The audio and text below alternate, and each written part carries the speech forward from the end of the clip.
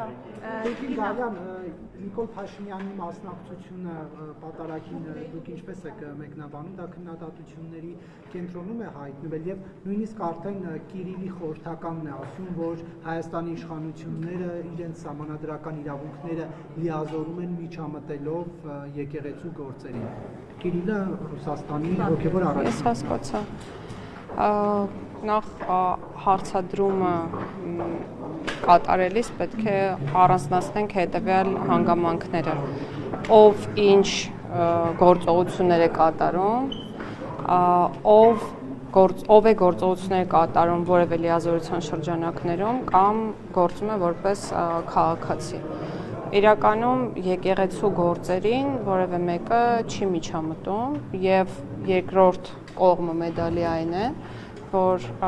եկեղեցին ունենալով մեծ դեր մեր քաղաքացիների կյանքում իրականում տալիս է հնարավորություն քաղաքացիներին ոչ թե միջամտելու, այլ որոշելու, թե ինչ կերպ վարվեն կոնկրետ իրավիճակում։ Հիմա ես ինչպես կարող եմ մեկնաբանել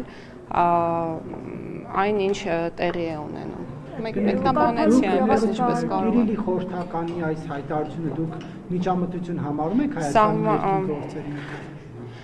Ես չեմ կարող մեկնաբանել արտասահմանյան գործիչների արարքները։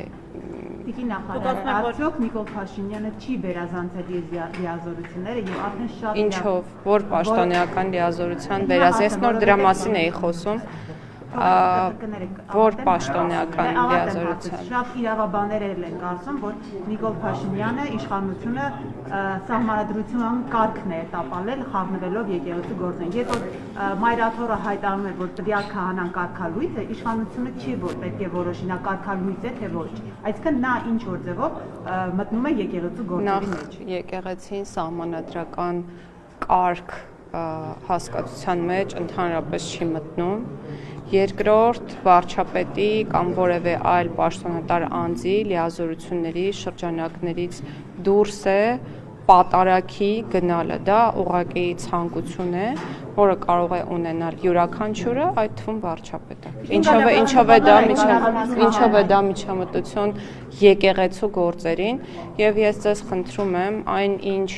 տեղի է ունենում կոնկրետ անհատների հետ, որոնք հանդիսանում են եկեղեցական սպասավորներ, երբեք չկապել եկեղեցու հետ, որովհետև դրանք տարբեր բաներ են։ Արտահայտության նախարար այդ ամեն ինչը չի կապում, բայց գոնե երեք տեսել եք այն կադրերը, ինչպես անվտանգության ծառայողը քաղաքացուն բերանը փակելով դուրս անում եկեղեցու։ Դա ես կադրեր չեմ տեսել, բայց եթե բռնարարքի մասին է խոսքը, իհարկե դա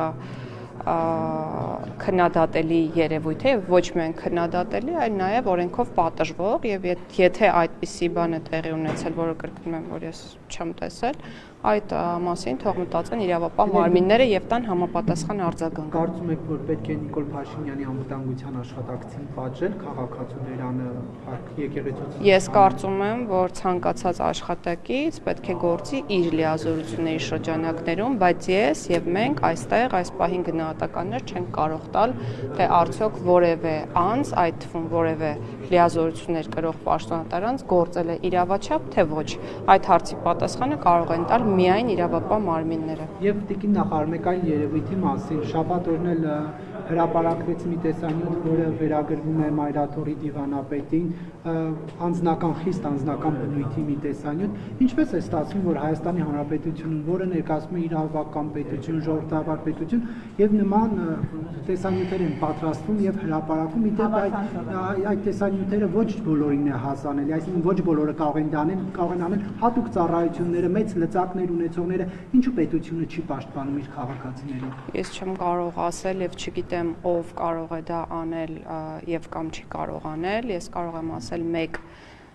բան, որ երևույթը ուղղակի անընդունելի է, անձնական կյանքին ցանկացած միջամտություն,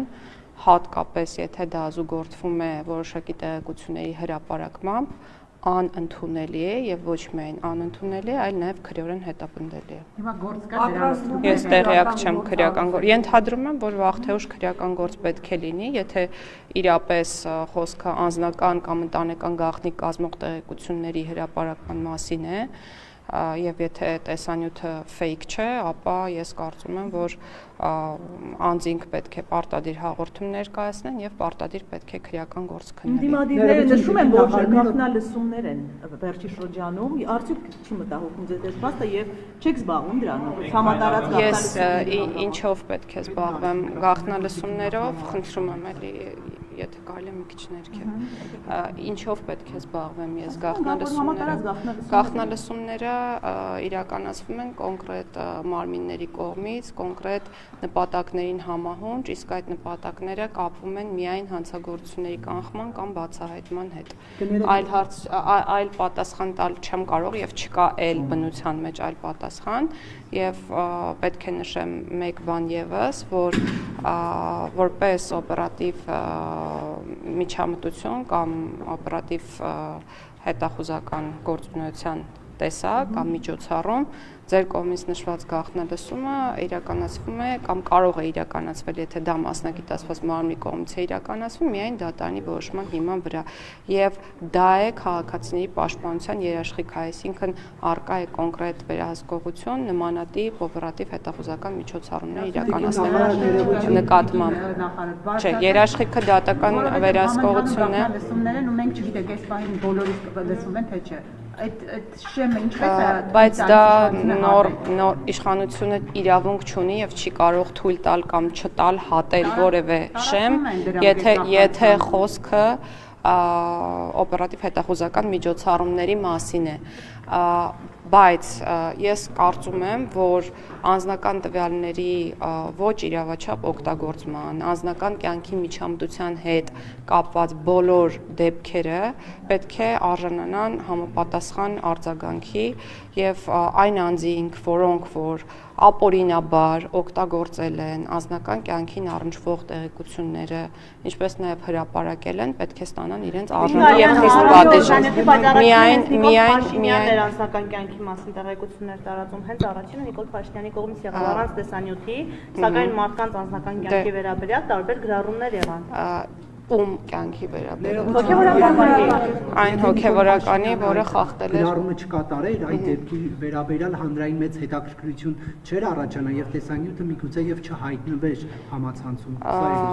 Գուցե եւ ոչ։ Գուցե եւ ոչ, բայց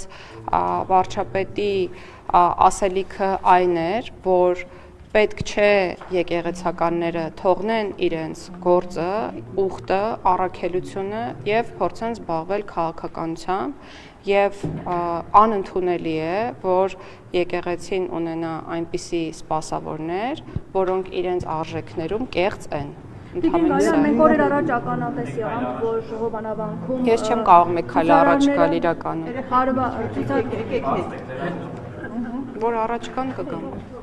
Ինչ մտա ես սպառնում ձեզ Տիկին Գայլյան, որ առաջ կա։ Միկրոֆոնները որ իջեցնեք մի քիչ առաջ կգամ։ Ուղղակի չի լսվում, բայց իմ շարունակությունն է, կներեք, ես վերջացնեմ։ Տիկին Գայլյան, կներեք, դուք ասում եք, որ հատուկ մարմինները միայն գաղտնալսելու իրավունք ունեն եւ դա ինչ որ գործառույթների շրջանակներում է լինում։ Կներեք, բայց մենք տեսնում ենք, որ այդ գաղտնալսումները հրապարակվում են իշխանական կամ իշխանամերձ հարթակներում եւ արդեն ակնհայտ է, որ դա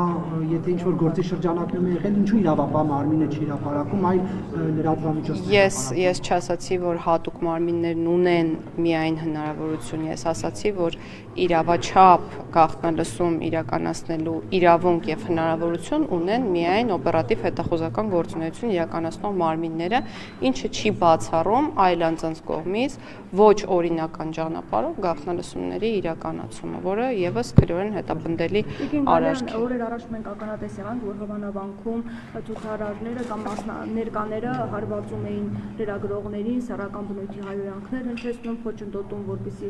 աշխատանքի լրագրողական մասնագիտական գործունեություն ծավալի, այս ամեն ինչի դուք ինչ գնահատական կտաք, միջև մա քրեական գործ հարուցված չի եւ նաեւ նկատել էր, որ ոստիկանությունը դիտորդի դերում էր եւ չէր փորձում կանխարգելել գործողությունները։ Ցանկացած գործողության որը իրավաչափ չէ, ես վատ եմ վերաբերում։ Դա է իմ գնահատականը։ Քրեական գործ որ հարուցված չէ այս մասով։ Ես չգիտեմ քրեական գործ հարուցված է թե ոչ, եթե կան համապատասխան հատկանիշներ, վստահ եմ, որ քրեական գործ կհարուցվի։ Դու գնահատական չեք տալիս։ Ես արդեն տվեցի իմ գնահատականը, ասացի, որ ցանկացած բռնարարքին լիազորությունների ցանկացած վերազանցմանը ես վատ եմ վերաբերվում եւ դա իմ գնահատականն է։ Տիկին նախարար սահմանադրական փոփոխությունների հետ կապված ինչ նորություն կա քաղաքում։ Նորությունն այն է, որ սահմանադրական խորհրդի նիստերը հաճախակի են հրավիրվում եւ վերջին նիստի ընթացքում մի քանի հարց դրվել է քվեարկության եւ սահմանադրական խորհուրդը որոշել է որոշակի ձևակերպումների հետ կապված հարցերը, թե ինչպիսին դրանք պետք է լինեն սահմանադրության տեքստում։ Մենք առաջիկա 2 շաբաթների ընթացքում արդեն կսկսենք իրազեկման արշավը եւ բոլոր այն դրույթները, որոնց վերաբերյալ այլևս կա խորհրդի քվեարկությունը, մենք կներկայացնենք հանրությանը։ Իսկ հասել եք արդեն բանին հռչակագրի նախաբանը եւ առաջին գլուխը դեռևս չեն քննարկվել, ուստի ոչ, հարցի պատասխանն է ոչ։ Եւ տիկին նախարար այս հարցը բարբերաբար եմ հնչեցնում, որովհետեւ անդադ բողոքներ ենք ստանում։ Համաներման կիրառման հետ կապված նախորդ անգամ ասացիք, որ չի նախատեսվում։ Հետաքրքրում է, հա, ազատազրկվածներին ինչու չի լինելու։ Որովհետև մենք ցանկանում ենք անհատական մոտեցում ցուցաբերել ազատությունից զրկված անձանց նկատմամբ եւ ոչ թե համընդհանուր կերպով լուծել մարդկանց այսպես ասած խնդիրը, որոնք կատարել են իրավախախտում, որի պատճառով գտնվում են անազատության մեջ, այլ անհատական կերպով փորձել գնահատել իրենց վարքը, օբյեկտիվորեն գնահատել իրենց վարքը, որպեսզի նրանք կարողանան հավակնել պատժից պայմանական վաղակետ ազատվելուն եւ մենք փորձում ենք զարգացնել այդ գործիքակազմը։ Բայց 18 թվականից այս կողմ կարծեք թե չի եղել, որ վաղաժամկետ ազատեն, խոսքը ոչ շատ է եղել, ոչ միայն սմաների դեպքում, ես ուղղակի թվական տվյալներ հիմա չունեմ, բայց մենք անպայման կհրապարակենք, շատ ունենք դեպքեր, երբ անձինք պատժից պայմանական վաղակետ ազատվում են դատարանի որոշումներով։